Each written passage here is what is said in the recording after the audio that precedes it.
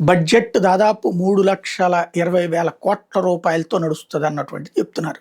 బానే ఉంది. పబ్లిక్ అయితే బడ్జెట్ మీద చాలా ఆశ పెట్టుకున్నారు. రాష్ట్ర బడ్జెట్ మీద. ఎందుకయ్యా అంటే గతంలో జగన్ టైంలో ఏడాదికి ఓ 18,000 రూపాయలు డబ్బులొచ్చాయి. ఆ చేయూత అనే పథకం కింద. తర్వాత కాపు నేస్తం, ఈబీసీ నేస్తం, తర్వాత డ్వాక్రా రుణమాఫీ ఇట్లాంటి పేరుతో కనీసం 25,000 మ్యాక్సిమం 50,000 లక్ష రూపాయల దాకా సంపాదించుకున్నారు ఏడాదికి మిగిలినవి. ఆ డబ్బులతో వాళ్ళ జనజీవనం నడిచింది. ఇప్పుడు అవన్నీ కూడా ఈ ప్రభుత్వం వచ్చాక ఆపేసింది. ఈ ప్రభుత్వం ఇచ్చిన హామీ ఏంటి కూటమిగా? ప్రతి మహిళకి 1,500. అంటే జగన్ 18,000 ఇస్తే ఇంట్లో 2-3 మహిళలు ఉంటే తలా 18,000 ఇస్తామన్నటువంటిది వీళ్ళు చెప్పుకొచ్చినటువంటిది.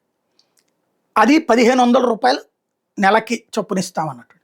మరి 10 పైసలు ఇవ్వలేదు ఈ రోజు వరకు. పింఛన్లు పెంచడం ఒక్కటే జరిగింది. జగన్ కూడా పింఛన్లు పెంచాడు. అంతకుముందు 2,000 ఉంటే 2,250 అట్లాగే ఏడాదికి ఒకసారి పెంచుకుంటూ వెళ్ళాడు. అయితే మేము ఒకేసారి పెంచాం స్కూట్ అది అయిపోయింది. అలాగే 4.5 లక్షలు పింఛన్లు తీసేసారు. అప్పుడేమో ప్రతి 3 నెలలకు ఒకసారి కొత్త పింఛన్లు ఇచ్చేవాడు. ఇప్పుడు ఒక్క పింఛన్ కూడా 20 నెలల్లో కొత్తది ఇవ్వలేదు. పైగా 4.5 లక్షల మంది పింఛన్దారులు చనిపోయారు. అది ఆగిపోయినాయి కూడా. పోనీ అవన్నా ఇవ్వలేదు వేరే వాళ్ళకి. ఇటు 50 ఏళ్ళకి పింఛన్ ఇస్తామన్నారు. అది ఈ బడ్జెట్లో పెడతారా లేదా? 1,500 రూపాయలు మహిళకి ఇస్తారా లేదా?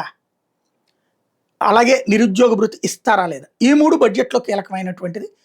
పేదల దృష్ట్యా చూస్తే మిగతాది డబ్బులు ఎవరికి ఎంత కేటాయించారు ఇవి పెద్ద లెక్క కాదు వాళ్ళకి.